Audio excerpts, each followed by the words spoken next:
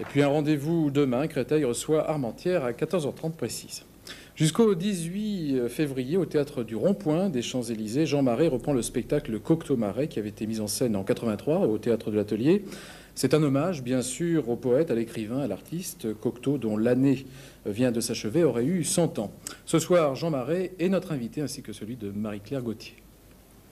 Jean Marais, bonsoir. Bonsoir. Alors Cocteau, on l'a beaucoup célébré l'année dernière, en 1989. C'était son centenaire. Et cette année, on continue, puisque, étant né le 5 juillet, son centenaire va jusqu'au 5 juillet 90. Alors vous reprenez un spectacle que vous aviez monté au Théâtre de l'Atelier en 83.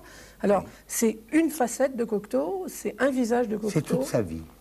C'est-à-dire qu'au début du spectacle, moi je suis couché, malade, et Cocteau me parle, il me dit j'ai une grande nouvelle triste à t'annoncer, je suis mort, je peux te parler ce matin parce que tu es malade et que tu as la fièvre et que nos vitesses correspondent.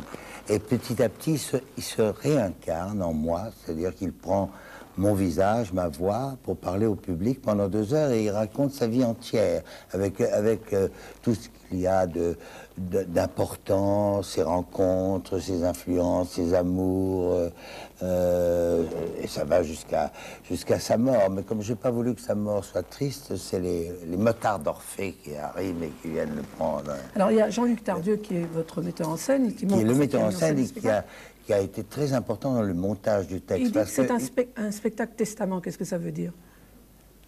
C'est-à-dire que non, qui a dit ça? Jean-Luc Tardieu? Oui.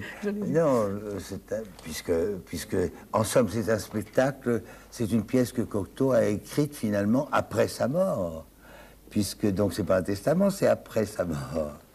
Et c'est un spectacle qui est fait uniquement avec des textes de Cocteau. Il n'y a pas un mot qui ne soit pas de Cocteau, mais c'est pas du tout un récital. C'est vraiment un spectacle, c'est une histoire, c'est l'histoire de toute sa vie. Alors on dit que les poètes ne meurent jamais. Est-ce qu'ils vieillissent? Autrement dit, est-ce que non, un poète ne peut pas vieillir, je ne pense pas. Aucun poète ne peut vieillir, je ne pense pas. Aucun grand poète ne peut vieillir. Et finalement, il dit qu'il est seulement son corps, n'est qu'un véhicule de l'esprit. Et donc, il continue à vivre, puisque l'esprit vit grâce à son œuvre. Alors, on peut le retrouver tous les soirs avec vous sur la scène du Théâtre du Rond-Point. Oui. Jean Cocteau prend le visage de Jean Marais pour parler et s'expliquer devant le public. Merci. Merci Jean Marais, merci Marie-Claire Gauthier. L'information régionale, à partir de demain, c'est 7 jours sur 7, à 19h10. Vous retrouverez précisément Jacques Maléran. Après 27 ans d'existence, la télévision régionale